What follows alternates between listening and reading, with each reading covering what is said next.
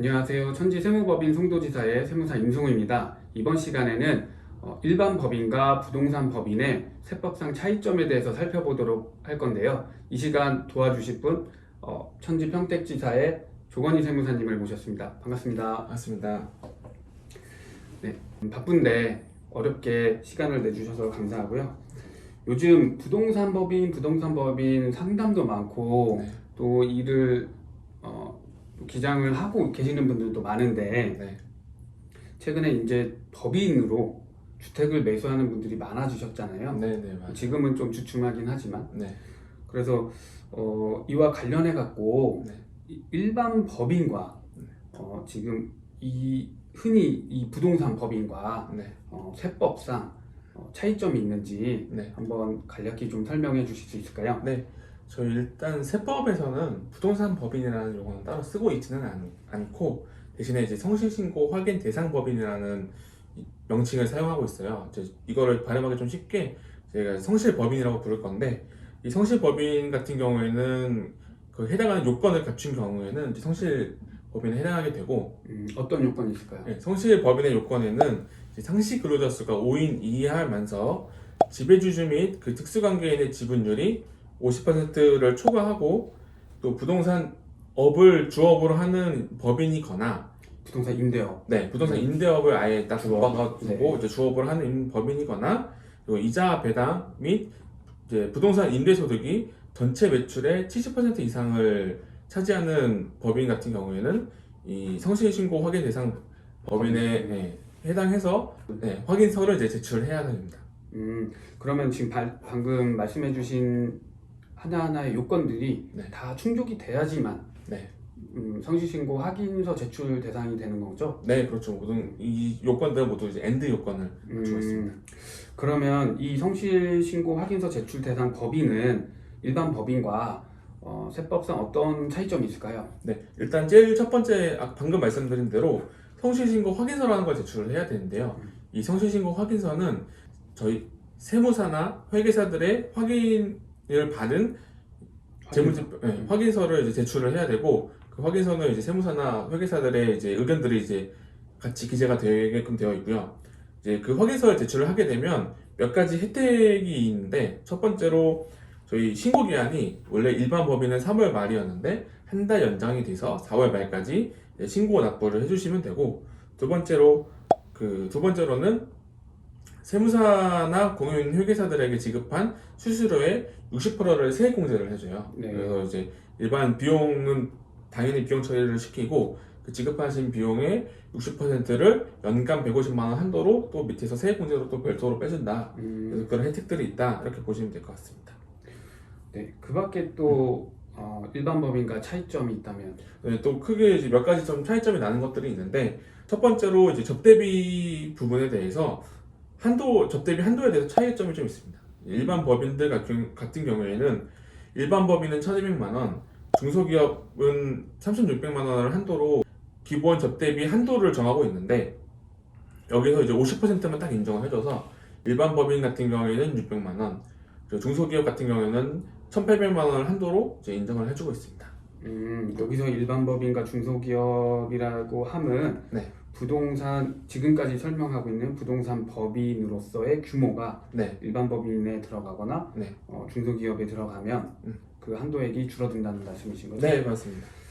네. 그리고 두 번째로는 저희 업무용 승용차 관련된 비용에서 조금 차이가 나는데, 이제 업무용 승용차 같은 경우에는 업무 일지를 작성을 했느냐, 작성하지 않았느냐에 따라서 좀 차이점이 발생을 하고, 업무 일지를 작성한 경우에는 업무 사용 비율만큼에 대한 차량 유지 관리비는 전부 다 인정을 해주는 반면에, 감가상각비 상당액 같은 경우에는 일반 법인은 800만 원 한도로 인정해주고 있는데, 이것도 정확하게 50%를 차감을 해서 400만 원 한도로 이제 인정을 해주고, 업무 일지를 작성하지 않는 경우에는 일반 법인 같은 경우에는 1,500만 원을 한도로 인정해주고 있는데, 이거는 또 이제 3분의 1을 줄여가지고 연간 500만 원을 인정을 해주고 있습니다. 또 여기서 당연히 감가상각비 상당액도 포함이죠? 네, 포함돼서 이제 감가상각비 한도액도 총 400만 원만큼 인정돼서 이거 포함해서 500만 원을 비용으로 인정해주고 있습니다.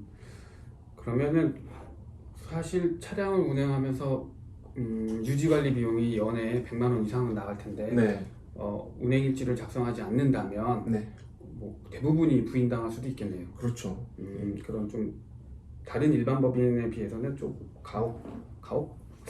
네, 제재가 좀 제재가 있네요. 좀 확실히 있는 부분이고. 네, 그러면 이제 마지막으로 부동산 법인의 그 궁극적인 목적은 네. 결국 그 부동산을 취득해서 시세차익을 노리고 네. 나중에 처분해서 그걸 현금화 시키는 게 네. 궁극적인 목적이라 저는 생각을 하는데 네. 그 처분했을 때도 혹시 좀 차이점이 있는지 네. 일반 개인들 같은 경우에 양도소득세라는 세목으로 납부를 하잖아요. 네. 네.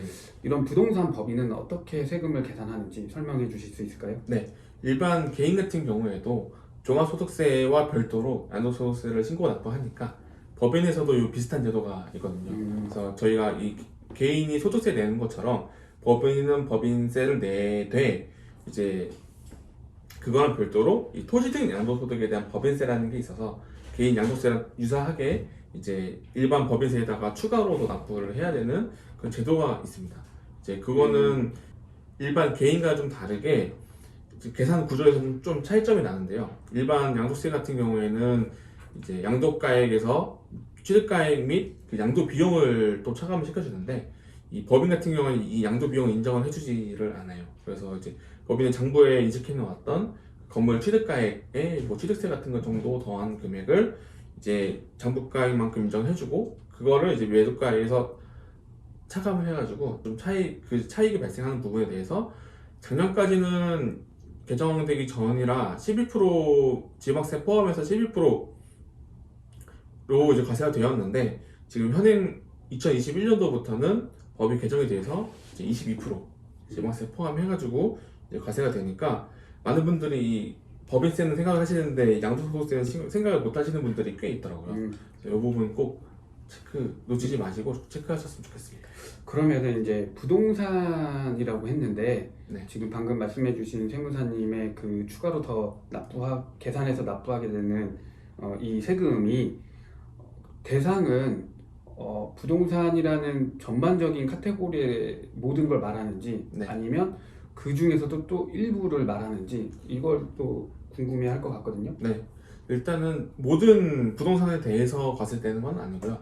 지금 법에 정해져 있는 거는 주택을 양도함에 있어서 발생하는 소득은 이 토지 등 양도소득에 대한 법인세를 이제 부담을 하셔야 되고 일반 상가나 별장을 양도하시는 경우에는 따로 이제 과세 대상에서 제외가 돼가지고 이 부분은 또 과세가 되지는 않습니다.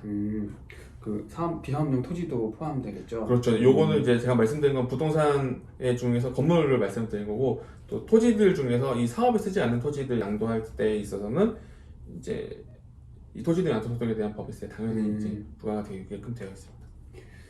네, 그리고 마지막으로 이제 한 가지 더 네.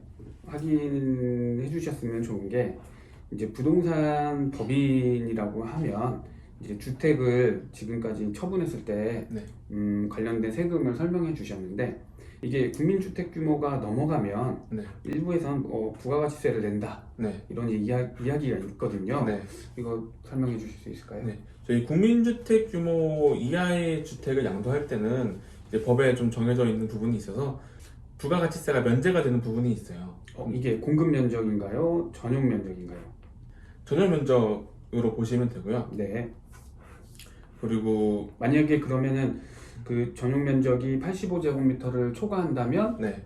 부가가치세 문제가 발생할까요? 발생할 수 있죠. 충분히 그 부분에 대해서는 저희가 부가가치세를 신고 납부하셔야 되고 세금계산서 발행도 당연히 하셔야 되고 전문가의 도움이 필요하겠네요. 네, 그 부분은 이제 좀 쉽지 않은 부분이니까 주택은 무조건 면세다라고 생각을 하시는 거는 이제 오류가 생기실 수 있으니까 항상 어떤 액션을 취하시기 전에는 가까운 이제 세무 전문가들에게 이제 한번 상의를 해보시고 일들을 진행하시는 게 안전할 것 같습니다. 네, 오늘 자세한 설명 감사드리고 바쁜 시간 쪼개서 나와주셔서 감사합니다. 다음 시간에는 더 유익한 정보로 만나 뵙겠습니다. 감사합니다. 감사합니다.